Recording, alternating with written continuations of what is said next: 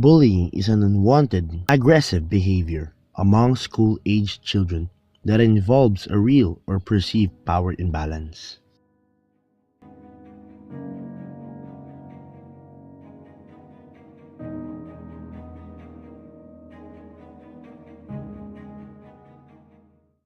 Have you experienced bullying? Yes. Yes. Yeah. How often do you experience it? Bullying, I experience it mostly at school and sometimes outside. Pretty much every day. Well, in the past, usually every day, but right now, very seldom. How do you react to this? Well, in bullying, I react to this by just laughing at it. So people just will seem that it's nothing, but in reality, it really affects me in such a way. By being mature, so I won't get affected to it. I usually just ignore them, but there was one time during grade school where I punched him a lot of times in front of my teachers and classmates. But right now, I just ignored him. Are you able to tell someone that you have been bullied? Well, no, I haven't told anyone that I've been bullied because I want everyone to see that I can handle things on my own. Yes, they always tell me to don't take it seriously because it's just nonsense. That's all. Well, yeah, my close friends and my mom and dad. Well, they told me to ignore them, and if they do something bad, they told me to do something bad to them too.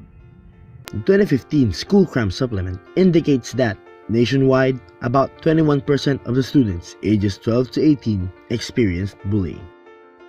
The 2017 Youth Risk Behavior Surveillance System indicates that nationwide, 19% of the students in grades 9 to 12 report being bullied on school property. Kicking, spitting, pushing, taking or breaking someone's things, making mean or rude hand gestures, leaving someone out on purpose,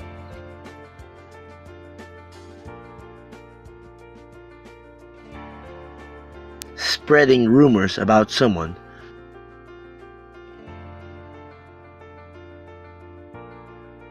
threatening to cause harm. The law says bullying may be in form of pranks, teasing, fighting, and the use of available objects as weapons. Any act that can cause damage to the victim's psyche or emotional well-being.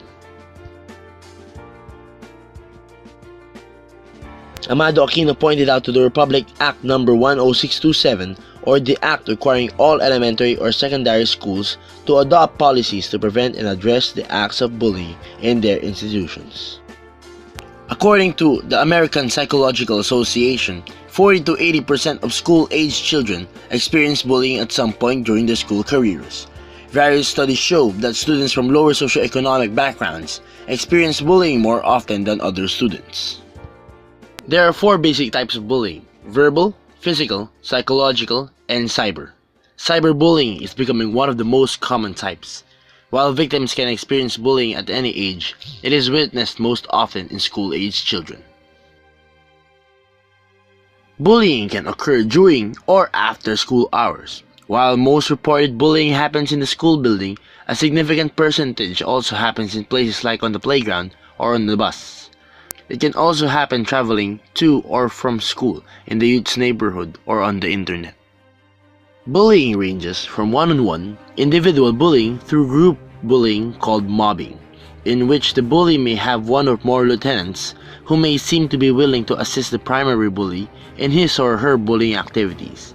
Bullying in school and the workplace is also referred to as peer abuse.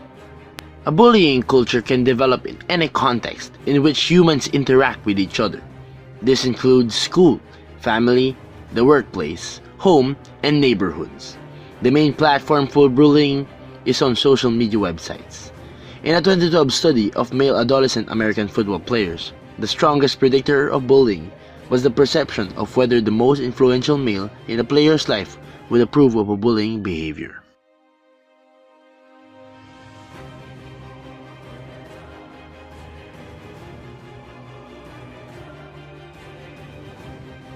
Researchers have identified other risk factors such as depression and personality disorders, as well as quickness to anger and use of force, addiction to aggressive behaviors, mistaking others' actions as hostile, concerning with preserving image, and engaging in obsessive or rigid actions. A combination of these factors may also be the causes of this behavior. In one study of youth, combination of antisocial traits and depression was found to be the best predictor of youth violence, whereas video game violence and television violence exposure were not predictive of these behaviors.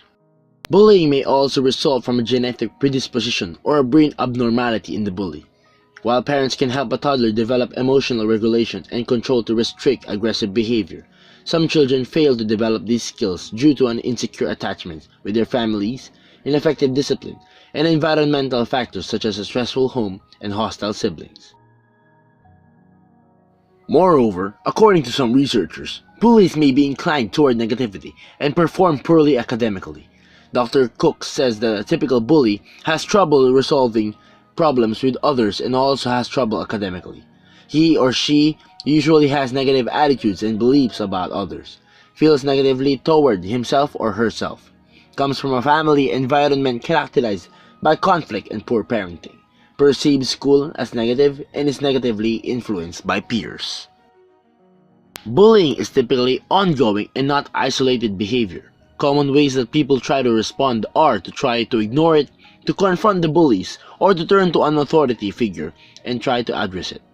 Ignoring it often does not stop the bullying continuing. It can become worse over time. It can be important to address bullying behavior early on, as it can be easier to control the earlier and it is detected.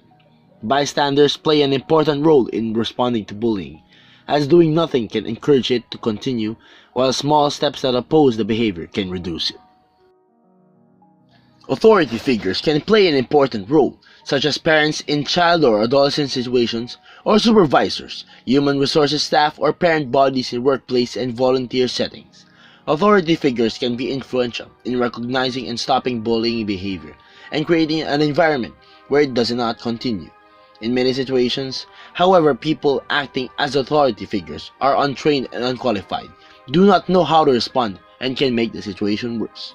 In some cases, the authority figures even to support the people doing the bully, facilitating it continuing and increasing the isolation and marginalizing of the target. Some of the most effective ways to respond are to recognize that harmful behavior is taking place and creating an environment where it won't continue.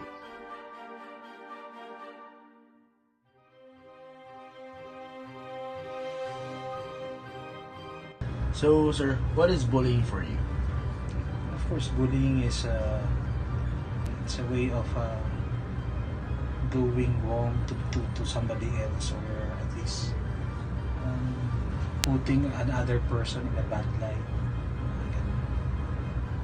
So, sir, why do you think people bully? Basically, that's their coping mechanism.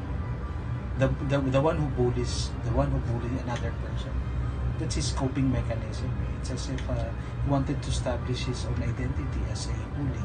Parang di mo ako kaya. I'm much stronger than you. So kaya may ganun. Kasi the one who bullies also has his own limitations. He has his own insecurities. In order to cope with the insecurity, he does the bullying. So, sir, as a teacher or administrator, how can you help prevent bullying? Basically, of course, we here in school we have our anti-bullying campaign.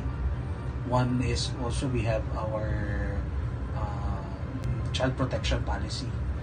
Okay, wherein if a person or if a student inform the teachers or the assistant principals that they are being bullied, then we have to investigate them.